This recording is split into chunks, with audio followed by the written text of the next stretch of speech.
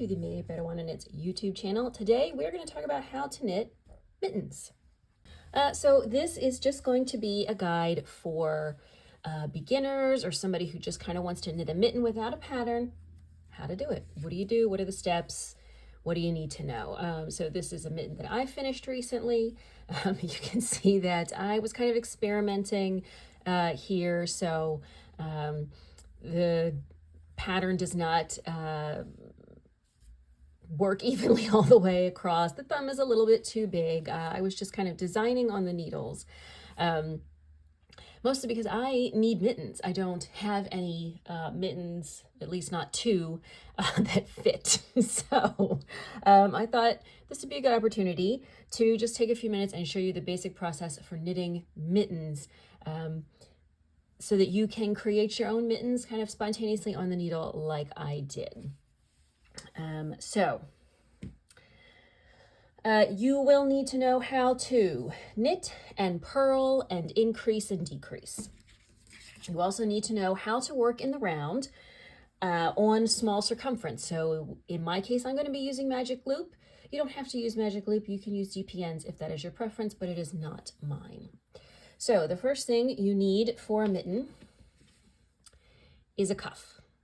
So your mitten cuff can be as long as you like, and it can usually be ribbing. This one is 1 by 1. I don't actually like the way that looked with this, so I'm going to switch to a 2 by 2 for my second mitten, and that's what I'm going to show you today. The big question here is, how many stitches do you cast on? Again, this is really going to depend on your tension and the weight of your yarn that you're using. You want to cast on enough stitches that this fits your wrist snugly, so that wind and other things do not creep inside.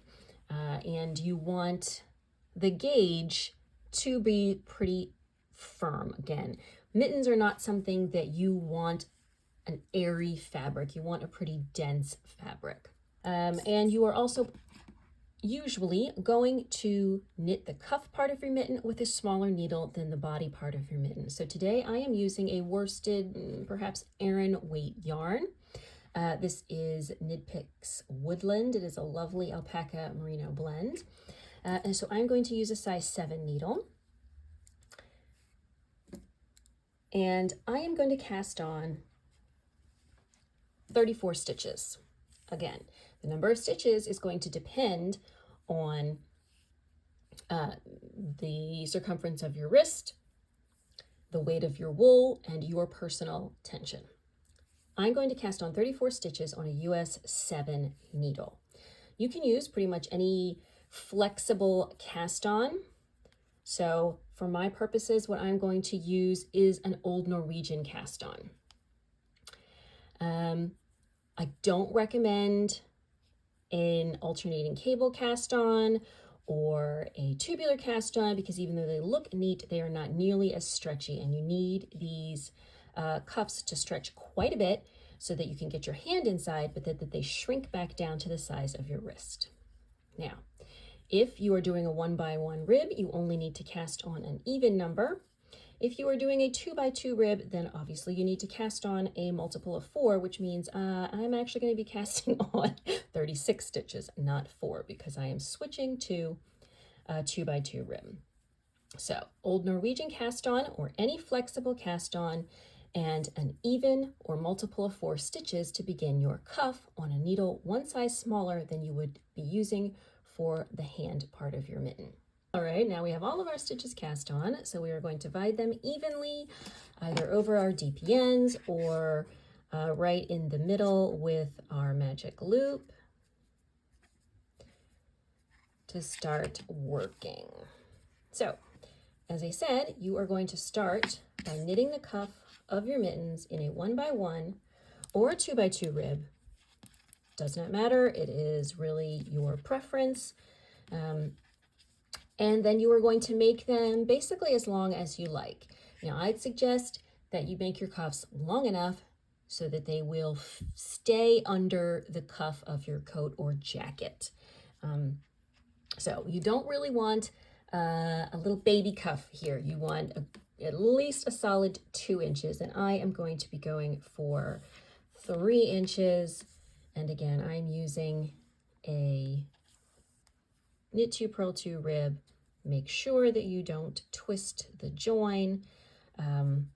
But if you do, I do have a video on how to fix that, so you can go look for that if you need it. So we're just going to start working in our 2x2 rib or 1x1 rib, and going until our cuff is 3 inches. So in order to get the right number of stitches for pretty much any project, I will usually advise you to do a gauge swatch, and that is always a good idea, but I also recognize that most people are not going to do a gauge swatch for a pair of mittens.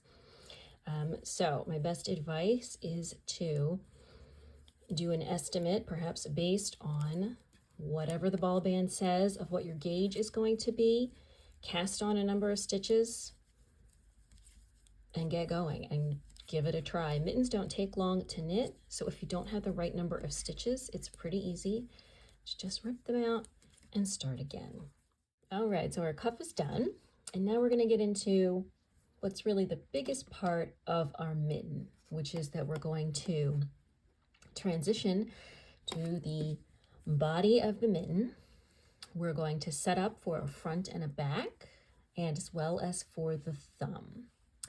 So for this part, the front of your mitten can have a pattern, or it cannot. You can just leave it in plain stockinette. The back of your mitten will be in plain stockinette.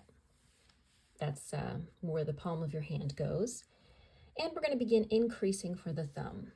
And so what we need to do here, which I did not do well enough on my first, you can see my thumb is a little too big.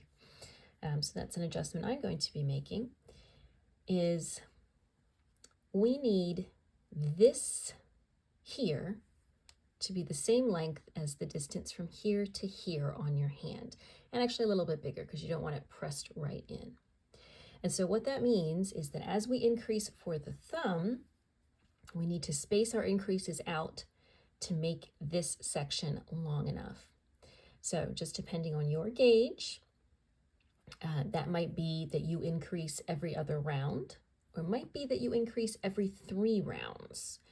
So you need to increase so that this section ends up long enough, also that you have enough, not too few and not too many stitches for the thumb.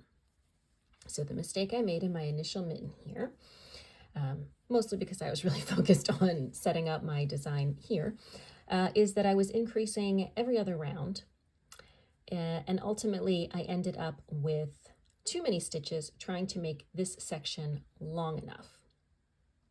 So this time I'm going to increase every 3rd round for the thumb so that I end up with a longer section here and a thumb that's not too many stitches.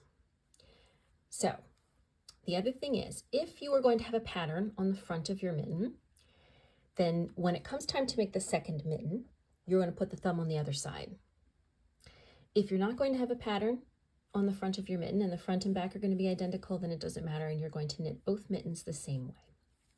So right now I've still got my cuff on the smaller needle, and what I'm going to do here is first I'm going to work 1 round on the smaller needle in stockinette stitch all the way around, and I'm going to increase, and it doesn't really matter how, I'm just going to work in it front and back. I'm going to increase 1 stitch, which is going to give me an odd number of stitches so that those stitches can become the thumb, and my front and my back will still have the same number of stitches. Now, if for some reason you wanted to continue to knit your mitten on the same needle size, perhaps you wanted to maintain a dense gauge, you might also work an increase round here rather than going up a needle size, but going up a needle size is sort of the simplest way. All right, so I've increased 1 stitch, that's going to become my thumb, and now I'm going to switch to my larger needles. Okay, now I am using my larger needles, and what I'm going to do is just knit the first stitch. So what this is for making a left-handed mitten. If you're doing a right-handed mitten, you just do this on the opposite end of the needle. So I'm just gonna knit one stitch, and then I'm gonna place a marker, and that's where I'm going to work my thumb. Now I am going to be setting up a pattern on my mitten. If you want to add a pattern to your mitten, you figure out how many stitches you've got for the front of your mitten, and you work up a pattern that fits over that number of stitches. But you can also work in stockinette. So for my purposes, I'm going to start working my pattern stitches on the front of my mitten. Then the back of the mitten, or the palm, is just going to be in stockinette. So I'm just going to knit across the back. All right, so now moving forward, as I said, we're going to be working a pattern, if there is one, on the front of the mitten, and slowly increasing for the thumb. And so what that means is, in this case, working the thumb increases every third round. So I'm going to start here and then do it every third round. Nail tips are coming undone because I didn't tighten them. So I am going to increase one. I'm going to work a right leaning increase, and the thumb is going to be in stockinette. I'm going to knit one, and then I'm going to work a left leaning decrease before the marker. Okay, and then I'm going to just continue across my stitches in my pattern and work across the palm and stockinette. So again, if you were making a right-handed mitten, you would simply put those thumb stitches on the opposite side between the front and back. And that is what we are going to keep doing until we have enough thumb stitches. So again, every third round, I'm going to increase for the thumb by, so you can see now I've got 3 thumb stitches. Next time I'm going to come back, and again, I'm going to work a right leaning increase. I'm going to knit to the marker, then I work a left leaning increase. I will do that every 3 rounds until I have enough stitches for the thumb. Now again, how many stitches you need for the thumb depends on the weight of your yarn and your gauge and the size of your hands. I want to send you, or I will include a link in the description box below to Kate Atherley. She has a lot of helpful sizing charts on her website that may help you get a ballpark figure. But again, you want a thumb that this is definitely too big. I'm going to put this on my hand. So you want enough here, and it's not like hugely too big, but doing it again, I'm just going to work probably 1 less stitch, or pick up, or 2 less stitches, or pick up 2 fewer stitches. So you want the thumb to fit well, but I don't need all of this extra space in here. Now I have, because of my stitch pattern, I have got reverse stockinette here, which makes the thumb stand out. You may want to keep this stitch on the opposite side of the thumb in stockinette to give it a nicer line. That is entirely up to you. But I'm going to keep working until, and you can see this one isn't quite long enough. Okay, so I really want this to be more like down here, but it's pulling up there because I have not made this section long enough. So you want to make sure that by the time you are done your thumb increases, this section is long enough to stretch from your wrist a little bit longer than what we're going to call the thumb gusset. Okay, so I'm going to keep working, and then I'll show you what to do when you've got enough of those thumb stitches. Okay, and we're back, and now we have worked up, why am I saying we? I don't know. I have worked up to the point where the thumb gusset is finished. So this section here is as long as this measurement here, and I have enough stitches for a thumb. So the next step is going to be to set the thumb aside and continue the rest of our mitten. Now, there are so few thumb stitches. You could put them on scrap yarn or barber cords or whatever. I like to use this very large locking stitch marker that I got, I don't know, a few years ago from somewhere, to hold my thumb stitches because it is so few. And this way I don't have extra threads getting in the way or cords or anything else. So once you have reached this point where you have enough stitches for your thumb and you have the right length, you're going to work to the end of your round and then move your thumb stitches to scrap yarn or something else. So I'm going to put mine on here.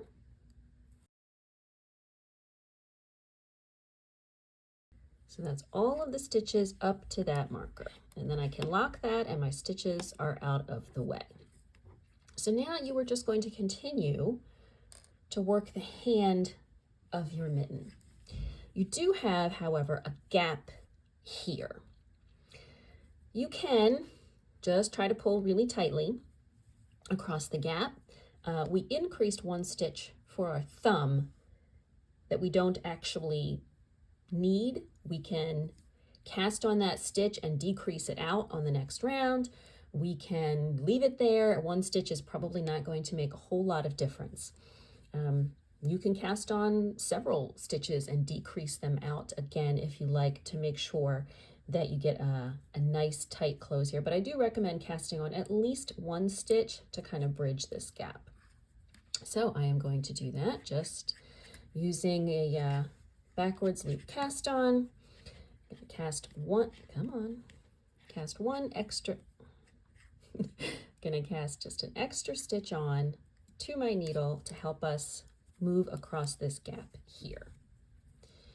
Okay, and then I'm going to continue on my way. I am going to pull nice and tight as we work across that gap, tighten up those stitches, and then I'm going to continue on my way with my pattern. And it will be just like you've been doing, only now you do not have thumb stitches, so it's going to actually start going even more quickly, which is nice. Okay, so I'm back at the beginning of my round. You can see I've got a kind of long cord here that I'm going to try to tighten up a little bit as I work on into the next round. So at this point, if you have cast on extra stitches and you don't want them, you're going to decrease them back out. You just work a decrease from here to here or from this stitch to that stitch. It's entirely up to you. I've only cast on one stitch, so I'm just going to leave it there to give me a little extra wiggle room and a good place to ultimately pick up stitches for my thumb when I need them. So let me work to the end of my round just so we can get a little bit of a better look at that join and talk about our next steps. All right, so now I have worked across the join between the front and the back twice. It's still a little loose, but it is slowly tightening up, and it will continue to even out as I work, and especially after blocking. So what are we doing now? Now we have just the hand part of our mitten. Try it on. Okay, so you can see I've got my gusset the right length this time. That covers this section of the hand just like we want it to. And now we're going to continue to work just the hand stitches until we reach about the top of the pinky, and then we're going to start decreasing. There are two different ways we can do that, so I'm going to show you. I'm going to explain one way and demonstrate the other. So the way I'm going to be demonstrating is like this, where I've created a more rounded mitten top, but we can also create diagonal lines that come to a point if that's our preferred method. But again, at this point, just going to continue knitting the hand up until it covers about the top of your shortest finger, presumably your pinky, and then we'll start some decreases. Okay, so here we go. My mitten is nearly to the top of my hand, and so now is the time we're going to start working decreases. So as I said, we can do this one of two ways. The way I'm going to show you is to give your mitten a more rounded top. In order to do this, you're going to decrease evenly every other row round for a couple of rounds. So your first pass, you're going to decrease about 25% of your stitches. Then you're going to knit a row round. Next decrease round, you're going to decrease about 30% of your stitches. Then you're going to knit another round. Last one, you're going to decrease about 50% of your stitches. And then in this case, for example, that's going to leave me with about 8 stitches. And then I will immediately work another decrease round to cut that in half again. And then the 4 stitches that are left, I will do like the top of a hat and pull the yarn through. So that is what I'm going to show you. Bearing in mind that, so if this were plain, you would just decrease 4 stitches evenly across the front, 4 stitches evenly across the back. I have a pattern, so I'm going to mess with that ratio a little bit. It's not going to be as even across the front because I want it to end up looking like this. But the premise is still the same, is that you are going to cut your stitches down by a quarter, a third, half, half, and that's going to create this roundedness. If, on the other hand, you wanted a pointy mitten like this, you would place your decreases at the edges and you would work them every round. So because you aren't working as many per round, you're only decreasing 4 stitches per round that way. So you would knit 1, slip, slip, knit to the last 3 stitches, knit 2 together, knit 1. Then you would do the same thing on the back. You're only decreasing 4 stitches.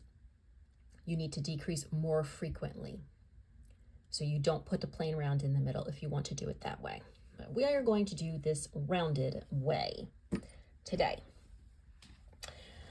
All right, as I said, I am trying to work with an existing stitch pattern, so I would be doing this a little bit differently. But you know, you've got whatever your number of stitches is on the front, you're going to spread 4 decreases out evenly over that. In my case, because I've got a total of 32, that means I have 16 on each side. So I'm going to decrease a quarter, 4 on each side, and then you would spread them evenly on the other side. So the way I'm going to do this is I'm going to knit 1, I'm going to work a purl-wise decrease because that's my pattern. I'm going to purl over to this part and I'm going to work a double decrease so that it looks nice with my stitch pattern here, but that is not how you would do it normally. So I've decreased 1, 2, 3, and then I'm going to go to my last purl stitches here, purl those together as well. On the back, of course, I can do things more evenly. So I'm just going to spread my 4 decreases around.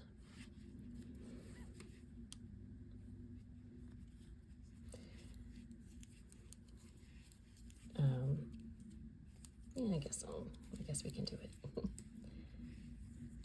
It's not like super important, but if the way that it looks bothers you, you can do slip, slip knits on one side and knit 2 togethers on the other. But again, it's not super important. Knit 2 together and 1. I'm going to put this one here because I want to keep the edge stitch. Okay. All right, so now we've cut down our stitches by a quarter. We're going to work a plain round. All right, and now we're going to work another decrease round and reduce by about a third. So if you're good at math, you know I had 32, I cut down by a quarter. That means I took out 8, now I have 24. If I'm going to take out a third of that, I'm going to take out another 8. So again, you're going to just evenly spread 4 on the front, 4 on the back.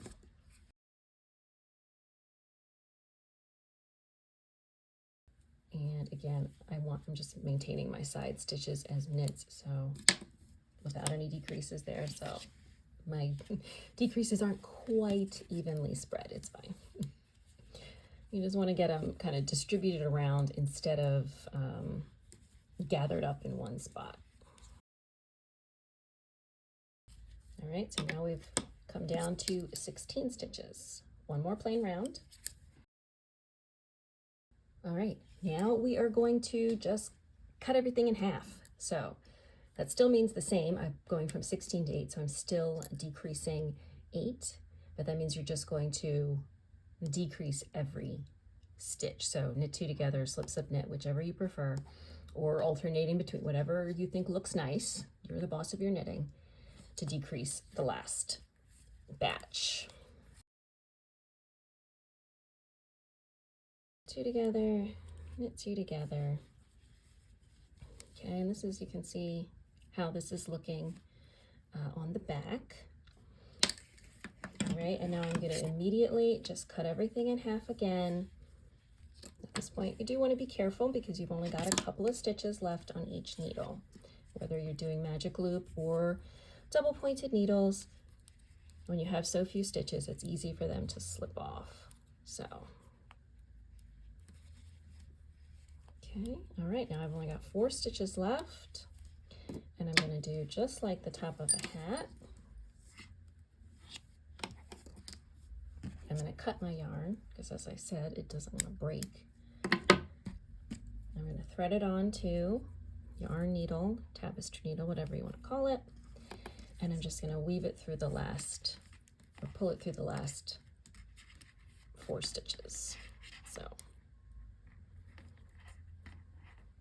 that's 1, 2, pull it through. Now I do want to turn this the other way so we don't twist the stitches around. Okay.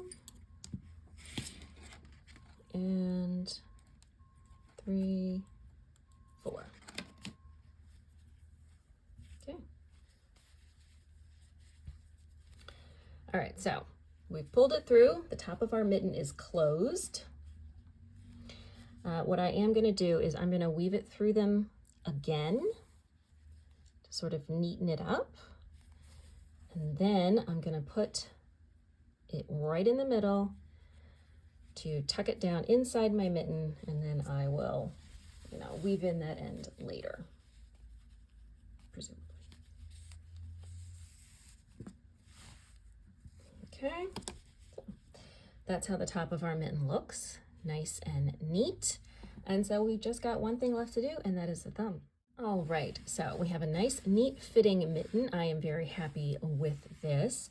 Just keep in mind, you probably want to finish your mitten when it's a little bit shorter than your actual hand, because most yarns grow at least a little bit lengthwise and blocking. And also you want your mitten to fit snugly. So now we just have to do our thumb. We have stitches for it. You can see they are going to fit nicely around most of my thumb. And then I'm going to pick up a couple of stitches in here, right in that area here, to form the back of my thumb. So these stitches are going to go to right about here and here, and then I need to pick up a couple in here. So our first step now, again, you can do this on DPNs, you can do it on magic loop. I, generally speaking, would rather poke out my own eyeballs than use DPNs. But I will also admit that using magic loop at this stage is not great either. It's just kind of the nature of working on these small circumferences. No method is ideal. All right, now we're going to do something that most people are not going to like. I'm just going to take this out and put the stitches back on the needle. You don't have to do it this way. You can slide each one over, that's fine. But I know that this yarn is nice and sturdy and my stitches aren't going anywhere. But if this is making you feel anxious, know that you don't have to do it this way. Okay, so I'm just going to put, let's see, how many stitches do I have here? 1, 2, 3, 4, 5. 1, 2, 3, 4, 5. Okay, right. So I'm going to put about half on each side.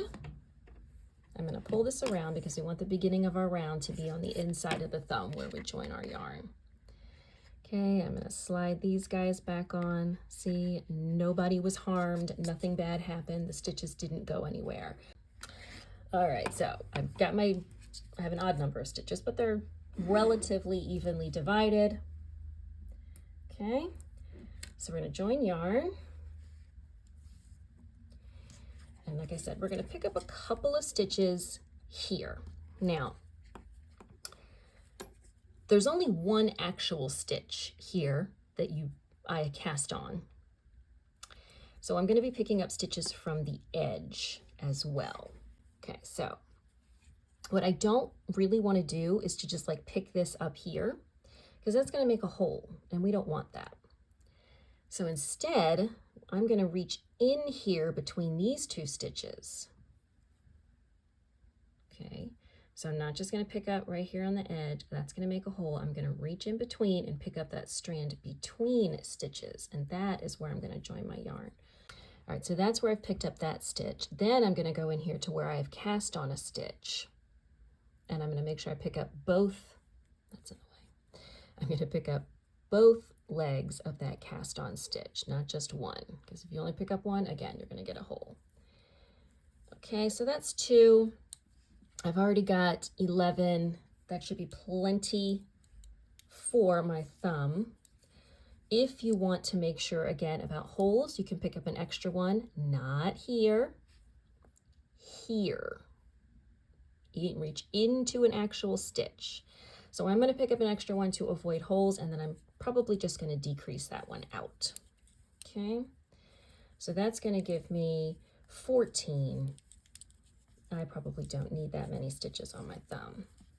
So when I get back to the beginning of the round, I'm going to decrease that stitch back out. All right, so I got my thumb stitches. Again, you're going to make sure you've got enough stitches to fit neatly around your thumb. You don't want it to be loose. You don't want it to be too tight either. And you want to knit it to a length slightly smaller than your thumb. So I'm going to continue knitting until just the top of my thumb is peeking out, because there's really only about two rounds of decreases I'm going to work here. I'm going to work them right in a row. So I don't need a lot of space for thumb shaping. So we're just going to knit my thumb in stockinette, keep knitting in stockinette until just the top of your thumb is peeking out, and then we'll talk about the decreases. Okay, here we are. As you can see, my thumb is just peeking out at the top. And so all we're going to do here is to quickly work 2 decrease rounds where you knit 2 together every stitch. So if you have an odd number of stitches and you've got an extra stitch out, it's fine. It doesn't matter. Just you have an extra stitch. It's okay. If you are working at a finer gauge, a thinner yarn, you may have a lot more thumb stitches. So I only have 13. I'm going to cut that in half and in half again. If, as I said, you're working at a very fine gauge and you have a lot more thumb stitches, you want to do something more like what was done at the top of the mitten with evenly spaced decreases all the way around. And that means you're going to start your decreasing a little bit earlier to make up for that.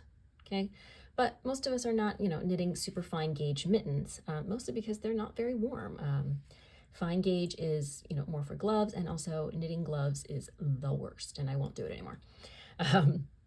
But for most people, you are going to have a relatively small amount of stitches here, and we're just going to decrease them right out. So as I said, I have 13 stitches. That means that I'm going to have an extra stitch out. It's fine. Okay, I'm just going to knit 2 together all the way around. There's my extra stitch. Just going to leave it there. And then I'm going to knit 2 together on the opposite side. All the way across. Okay, so now I have gone from 13 to 7. Okay, and now I'm going to decrease again. This time my extra stitch is going to be on the other side of the needle. It does not matter. Okay, you're just trying to get down to, 3 or 4 stitches left so you can pull your tail end of your yarn through. So I got 1, 2,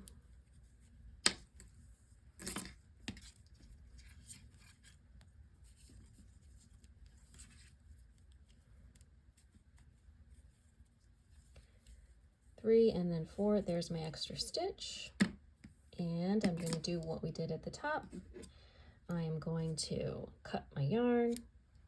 I don't need a super long tail. I'm going to grab this and pull it through the last 4 stitches.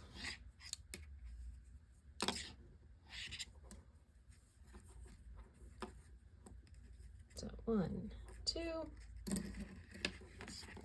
turn, pull it through, 3 and 4. There we go.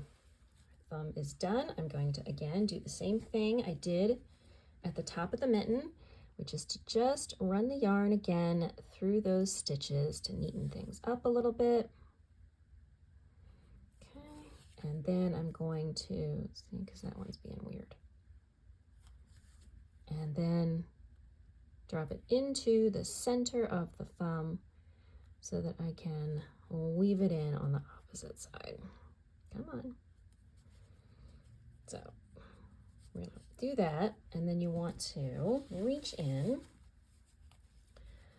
to pull the needle through and give it a nice tug, because that's going to sort of pull that in a little bit like that and neaten things up. Okay? All right, here is your mitten. The last step is, of course, just to turn it to the opposite side, weave in all of the ends, and wash it and block it. Now, by blocking, you're not really doing anything major. You're just giving it a wash to, let the stitches open, the yarn open up, let the stitches even out, lay it flat somewhere to dry. That's all. You don't need to do any major stretching or anything like that. If you do have a pattern, maybe you want to neaten that out. But other than that, you're not doing any major stretching, pinning, blocking for a mitten. It's just not necessary. All right, there it is. How to knit a mitten. I hope you found this video useful. If you're interested in this particular mitten design that I've kind of thrown together, I don't know what I'm going to do with this. I don't know if I'm going to make it a pattern, a free pattern, free to subscribers pattern, something, or maybe nothing. But if you want to keep up with that, be sure that you are subscribed to my newsletter, so you will find out any information about that. If you did find this video helpful, please give it a thumbs up. Don't forget to subscribe. New knitting videos here every Saturday. Thank you again for joining me. Good luck with your mittens, and I will see you soon in another video. Bye.